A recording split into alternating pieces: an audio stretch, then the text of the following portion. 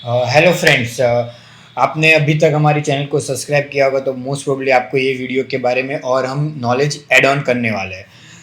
आपने देखा होगा कि काफ़ी पेशेंट अभी हेयर ट्रांसप्लांट करा रहे हैं। हेयर ट्रांसप्लांट का इंडस्ट्री भी बढ़ रहा है, तो अगर आप हेयर ट्रांसप्लांट के लिए सोच रहे हैं तो ये वीडियो परफेक्ट आपके लिए है। जो हेयर ट्रांसप्लांट में मोस्ट इंपॉर्टेंट चीज़ रहती है वो कॉस्ट ऑफ हेयर ट्रांसप्लांट। बहुत सारे क्लिनिक है, बहुत सारे लोग हैं, कुछ जगह पे डॉक्टर्स है, कुछ जगह पे डॉक्टर्स नहीं है। तो ये सब के बीच में हेयर ट्रांसप्लांट की जो प्राइसिंग है, कॉस्ट है, वो काफ़ी वेरी करती है। काफ़ी जगह पे कम प्राइस में होता है, काफ़ी जगह पे ज़्यादा प्राइस में होता है। तो कौन कौन से फैक्टर्स है जो आपको कंसिडर करना चाहिए अगर आप हेयर ट्रांसप्लांट का सोच रहे हैं। हाय फ्रेंड्स, मेरा नाम doctor Krishna Bhalala. I am MD dermatologist और हेयर ट्रांसप्लांट सर्जन। मेरा मेन एम ये चैनल के माध्यम से एक आपको नॉलेज देना है कि आपको मैक्सिमम करेक्ट इन्फॉर्मेशन मिले रिगार्डिंग हेयर केयर टिप्स और हेयर ट्रांसप्लांटेशन। अभी अगर आपको हेयर फॉल हो रहा है और आपका बॉल्डनेस बहुत ज़्यादा है, जैसे कि आपको कॉर्नर्स चले गए या पीछे बहुत कम बाल है, तो ये केस में आपके लिए perfect option is here transplantation. तो हेयर ट्रांसप्लांटेशन अगर आप करा रहे हो, कोई डॉक्टर से आप कंसल्टेशन ले रहे हो, तो आपको कौन कौन से पॉइंट ध्यान में रखने हैं ये वीडियो में हम आपको बताएंगे। हेयर ट्रांसप्लांट की कॉस्ट जो है उसमें सबसे इम्पॉर्टेंट चीज़ जो आपको ध्यान में रखनी चाहिए वो है कि डॉक्टर्स की डिग्री और उसका अफिलिएशन, कि जो डॉक्टर आपका सर्जरी करने वाला है वो एक्चुअल में फर्स्ट की डॉक्टर है कि नहीं। सेकंड, अगर वो डॉक्टर है तो वो डर्मेटोलॉजिस्ट या प्लास्टिक सर्जन है कि नहीं, वो आपको खास ध्यान में रखने का है। और उसमें भी आपको ये देखना है कि डॉक्टर्स का एक्सपीरियंस कैसा है। बेसिकली हेयर ट्रांसप्लांट एक सर्जिकल वर्क है, उसमें मोस्ट इम्पॉर्टेंट थिंग जो रहता है वो डॉक्टर्स की स्किल रहती है। तो आप कौन से डॉक्टर के पास करा रहे हो वो तो इम्पोर्टेंट है, बट उसका कितना एक्सपीरियंस ये फील्ड में है, उसके कारण उसको मैक्सिमम स्किल होंगी, जिसकी वजह से आपका बेस्ट रिजल्ट आने की पॉसिबिलिटीज़ बढ़ जाएंगी और साइड इफ़ेक्ट्स या कोई भी अननेसेसरी आपकी बॉडी को रिस्क नहीं रहेगा। तो इसीलिए जो इम्पोर्टेंट चीज़ है वो है कि डॉक्टर्स की आप डिग्री देखिए, उसका अफिलिएशन जानिए, उसने कहाँ से कोर्स किए, कहाँ से फेलोशिप किया, ये जानना बहुत ज़रूरी है। सेकंड इम्पॉर्टेंट थिंग है वो है कि उनका ओटी सेटअप कैसा है, जहाँ पे आपकी सर्जरी होने वाली है वो एक ऑपरेशनल रूम जो रहता है वो एक प्रॉपर रूम है, वहाँ पे इनफ स्पेस है आपको बैठने के लिए, प्लस जो डॉक्टर सर्जरी कर परफॉर्म करने वाले हैं उनके टेक्नीशियन है उनके लिए स्पेस है कि नहीं।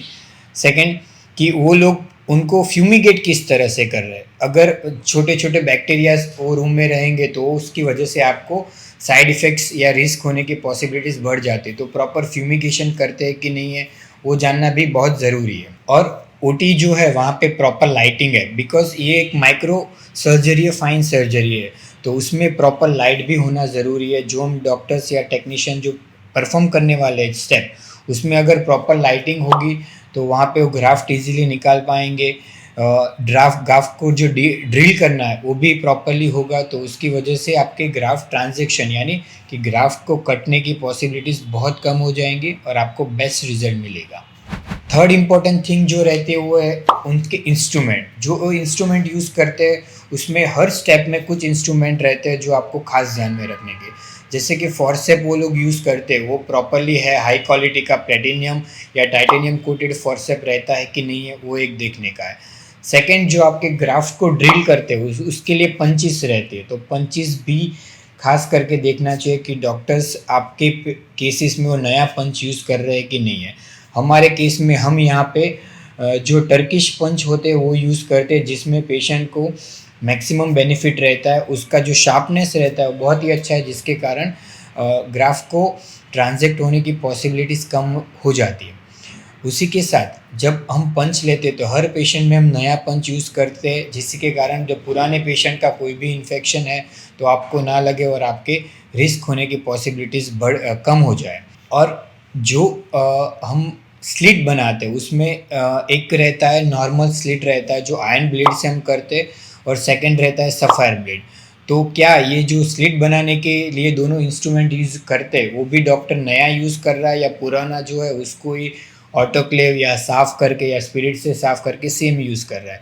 तो ये भी चीज़ आपके कॉस्ट में इम्पॉर्टेंट फैक्टर करती है। अगर आप ये डॉक्टर्स जो है वो सभी चीज़ नया यूज़ कर रहे हैं तो डेफ़िनेटली ये बट ऑब्वियस है कि आपके केस में उसका हल्का सा चार्ज बढ़ जाएगा। बट उसके सामने आपको बहुत ज़्यादा फ़ायदा होने वाला है, जैसे कि साइड इफ़ेक्ट्स कम हो जाएँगे, आपके रिज़ल्ट बहुत अच्छे रहेंगे और वो सब benefit at the end of the day आपको एक नेचुरल और यंगर लुक देने में हेल्प करेगा। फोर्थ इम्पोर्टेंट थिंग कि डॉक्टर्स की टीम क्या कितनी बड़ी है और डॉक्टर्स की टीम में जो लोग हैं वो कितना एक्सपीरियंस है। नॉर्मली एक हेयर ट्रांसप्लांट सर्जरी में 3 से 4 डॉक्टर्स और उनकी टीम का रिक्वायरमेंट रहता है। इतने लोगों का इसीलिए ज़रूरत है क्योंकि हेयर ट्रांसप्लांट एक बहुत ही लंबी प्रोसीजर है, जिसमें 6 घंटे से लेकर 10 घंटे तक का प्रोसीजर चलता है। तो अगर एक ही बंदा करता रहेगा तो उसमें आपको भी पता है कि थक जाएँगे, तो आपके वो जल्दी से सर्जरी निपटाने में यानी ख़त्म करने के चक्कर में आपका रिज़ल्ट बिगड़ सकता है। इसीलिए हमारे यहाँ पे हर जो टीम मेंबर है उनका कुछ अलॉटेड स्टेप्स है, कुछ अलॉटेड टाइम है, वहाँ पे वो मेन फोकस करते हैं। जैसे कि स्लिट बनाना है, फिर ड्रिलिंग करना है, ग्राफ्ट एक्सट्रैक्शन है और ग्राफ्ट इम्प्लांटेशन है। ये हर चीज़ अलग अलग पर्सन करता है, जिसमें उनका थकना कम हो जाता है और उनका थ्रू आउट सर्जरी एक एंथुजियास्टिक और एनर्जी वे में करते हैं, तो आपको रिजल्ट में कोई भी प्रॉब्लम नहीं आएंगी। फिफ्थ इम्पॉर्टेंट थिंग है वो टेक्निक, कि आप कौन सी टेक्निक से हेयर ट्रांसप्लांट करा रहे हो। हेयर ट्रांसप्लांट में काफ़ी सारे टेक्निक रहती है और हर टेक्निक का एक प्रोटोकॉल रहता है और उसमें टाइम भी अलग अलग लगता है। जैसे कि बेसिक टेक्निक है उसमें टाइम अलग लगता है और जो एडवांस है सफ़ाई टेक्निक उसमें भी टाइम अलग लगता है, तो उसके कारण भी कॉस्ट डिफ़र रहता है। तो जो हम यहाँ पे सर्जरी करते हैं उसमें एक है कि बेसिक एफ जो आयरन ब्लेड सब लोग करते हैं, फिर एक मिक्स ट्रीटमेंट करते हैं, सफ़ाई ट्रीटमेंट है, बायो एफ है, ये सभी टेक्निक का अलग अलग चार्जेस रहता है। तो ये जो हमने लिस्टेड आपको पॉइंट्स बताए 5 पॉइंट, वो हर चीज़ इम्पोर्टेंट है और उसी के कारण आपके हेयर ट्रांसप्लांट के कॉस्ट में आपने देखा होगा कि कुछ जगह पे बहुत ही कम है चीपर वे में और कुछ जगह पे एक्सट्रीमली कॉस्टली है। बट आपको एक हेयर ट्रांसप्लांट कराना है जो आपको एक ब्यूटीफुल और यंगर लुक देने वाला है, जो आपका एक सॉर्ट ऑफ हम बोल सकते हैं कि इन्वेस्टमेंट है। तो ये चीज़ आपको प्रॉपरली डिसाइड करना है, प्रॉपर रिसर्च करो कि आप जहाँ पे भी कराने वाले हो डॉक्टर्स और उनका क्या अफिलिएशन है, कैसे वो सर्जरीज करते हैं, आप कौन सी प्रोसीजर करने वाले हो, ये सब चीज़ का आपको कंसिडर करना चाहिए। फिर ही आप डिसाइड करो कि आप कहाँ पे हेयर ट्रांसप्लांट कराना है, क्योंकि चीपर हेयर ट्रांसप्लांट कराने से आपको बहुत सारे प्रॉब्लम होंगे, रिज़ल्ट भी अच्छा नहीं रहेगा आपका, जो ड्यूरिंग सर्जरीज़ या आफ्टर सर्जरी कोई साइड इफ़ेक्ट भी हो सकता है। तो ये सब चीज़ ना हो इसके लिए ये बहुत ही इम्पोर्टेंट है कि आप रीज़नेबल कॉस्ट में अच्छा आपको लुक मिले और आपको विदाउट एनी साइड इफ़ेक्ट मिले, ऐसा आप क्लिनिक ढूँढो और प्रॉपर रिसर्च करके ढूँढो। सो फ्रेंड्स, अगर आपको हमारा ये वीडियो यूज़फुल लगा हो और अगर आप हेयर ट्रांसप्लांट करने का सोच रहे हो या आपके कोई फ्रेंड्स भी हेयर ट्रांसप्लांट करने का सोच रहे हो, तो आप उनको फॉरवर्ड कर सकते हो ताकि आप और आपके फ्रेंड्स एक प्रॉपर डिसीजन लेने में आपको हेल्प करें। और आपको हेयर केयर के रिगार्डिंग या हेयर ट्रांसप्लांट के प्री क्या ध्यान रखने का है, प्री ऑपरेटिव, पोस्ट ऑपरेटिव यानी हेयर ट्रांसप्लांट के बाद क्या ध्यान रखने का है, उसमें कौन कौन सी मेडिसिन लेने का है, ये सभी चीज़ का वीडियोस हमने काफ़ी बनाए हुए। तो अगर आपको प्रॉपर उसके बारे में भी नॉलेज चाहिए तो आप हमारी चैनल को सब्सक्राइब कर सकते हैं और कोई भी हेयर के रिगार्डिंग आप वीडियो मिस आउट ना करो, इसीलिए आप नोटिफिकेशन का बेल आइकन भी प्रेस कर सकते हो। अगर आपको लग रहा है कि आपको और भी हेयर ट्रांसप्लांट के कॉस्ट के बारे में कुछ डाउट है तो कमेंट सेक्शन में आप कमेंट कर सकते हो, ताकि हम आपको उसके रिगार्डिंग भी प्रॉपर एक नॉलेज दे पाए और हम आपको बेस्ट पॉसिबल वे में उसका रिप्लाई करने की कोशिश करेंगे। Thank you.